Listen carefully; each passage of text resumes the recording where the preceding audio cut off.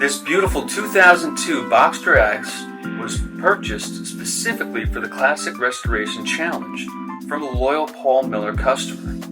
During our first test drive, it was clear we had some work to do.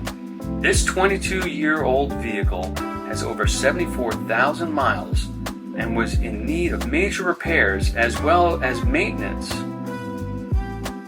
We started with an engine oil leak repair and a convertible top, and other repairs including all brake pads and rotors, brake calipers, 4 tires in alignment, replacement of major components such as headliners, major maintenance services including spark plugs.